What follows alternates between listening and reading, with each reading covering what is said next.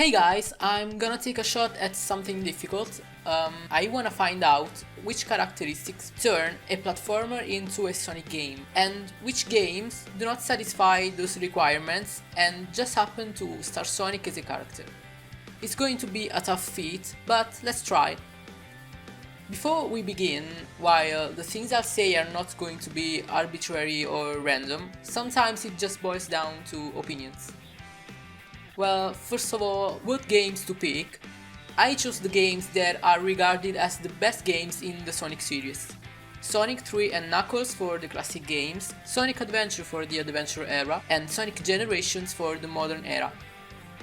So let's start right away. Sonic 3 and Knuckles. The core gameplay is pretty simple. It's a platformer with physics and momentum-based exploration. Speed is not something that the player is just given all the time, it's something that you have to earn and hold on tight to, since it's pretty easy to lose it if you don't know what you're doing. You go from point A to point B, you run, you jump, you bounce on enemies and item boxes, you accelerate and gain speed by approaching the environment in a certain way. If you can't keep that speed, then you won't, it's as easy as it gets. The most important thing is that even when you're just platforming, the game flows, it's never stop and go. You're always moving and every gimmick is designed to keep the flow going. If they stop you in your place, then they reward you with more speed. Every route is designed with different gameplay approaches in mind, and there are fastest routes that are there for experienced gamers, mid routes which are challenging but can be easily approached on the first playthrough, and then you have the lower routes which are there for less skilled players, usually on the lower portion of the stages.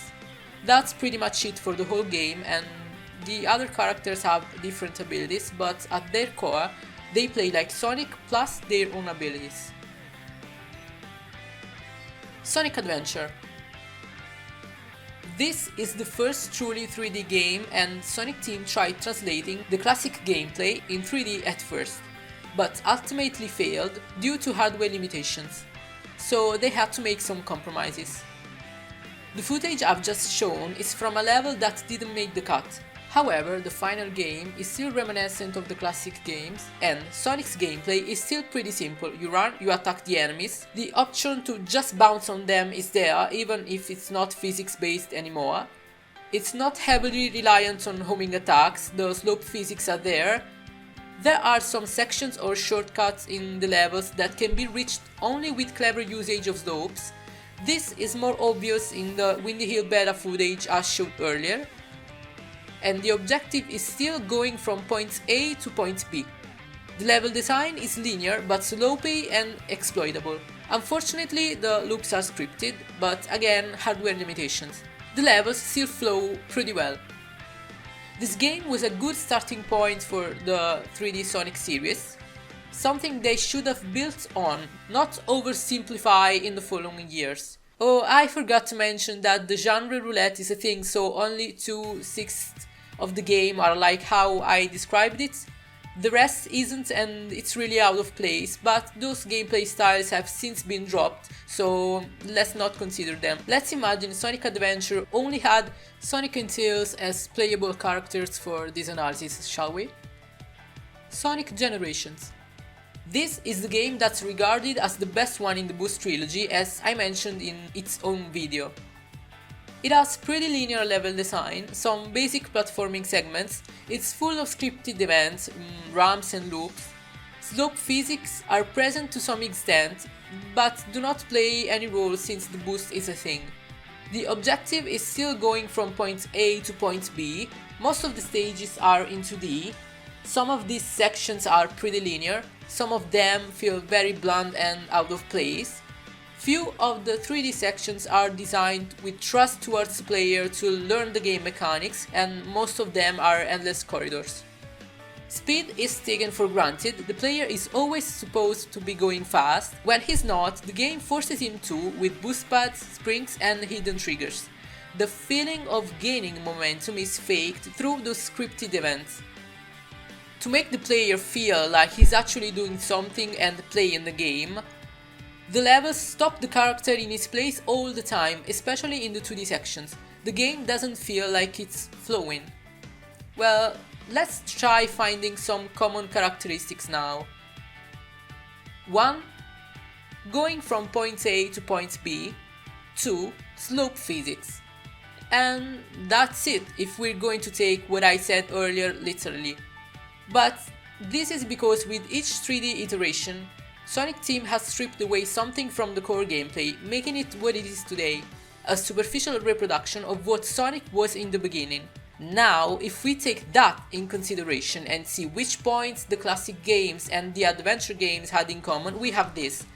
Going from point A to point B. Slope physics, slopey level design, ramps. Speed is not taken for granted, it's way easier to go fast in adventure, but to get the best out of the level design, the player has to know it well and exploit it. 4. The feeling of flow. 5. The level design is not reliant or overly reliant on homing attacks. 6. Momentum-based exploration. Now, with this characteristic in mind, is it fair to say that a standard for Sonic exists and it has been ignored for a very long time? I think we can set some standards. Let's take a look again at Sonic Colors and Sonic Lost World, for example. These two games barely try to look like Sonic games that follow the standard we've now set, which means that they are so far removed from what the idea behind Sonic was in the beginning that it might as well be a completely different franchise. There's no reason for Sonic to be the main character in these games other than brand recognition. The name Sonic sells and that's it. And it's something every corporation does, exploiting their franchises. The point is that Sega does not do it cleverly. The point is that a long-running franchise, such as Sonic, should have a main focused direction that captures the essence of the franchise itself, and then many spin-off branches that try different things and appeal to different audiences. The main series games should be safe, as in we know what the franchise is about, or should be about, and that is what we will focus on and have a clear direction. Not like, oh wow, we did this one game that sold fairly well, so now we have to do the same all over. And what's worse is that they're not only trying to replicate the success of an earlier game by doing some kind of clone, but they're doing it without even understanding what were the reasons behind that original game's success. Sonic Team has strayed so far from the source ideas that it makes sense for them to release a game that behaves like this in a franchise that was born like this. My answer to all these arguments like classic Sonic and modern Sonic are radically different, therefore different audiences, or automation is there because it's impossible to replicate the classic gameplay in 3D, is no, that's not true. Modern Sonic is not radically different, it's derivative from the adventure games the same way Sonic 4 derives from the classic games, in a kinda similar but less deep and thought out way. They're just empty shells resembling the old day, something like a grown-up who hasn't played those games in 20 years would remember them. And it is unacceptable that Sonic Team, which is in charge of an international franchise, behaves and thinks like that. My opinion on the boost formula is, if it has to stay because people like it and it's successful to some extent, just keep it limited to a spin-off branch, like just give it to Sonic Boom games, which are for more casual gamers anyway. So you'd have the TV show to promote those games too. Keep the main branch focused and closer to what the idea behind the creation of Sonic was in the first place. In conclusion, what I meant to say is that not every game that stars Sonic is a Sonic game. We as Sonic fans should develop some standards and not settle for anything less than that. If mania is a thing, then an awesome 3D game can exist too. As always, thank you for watching and subscribing. Leave a comment if you have anything to say, I think this topic is worth discussing. If you're into analysis, then take a look at my other videos, and until next time, see ya!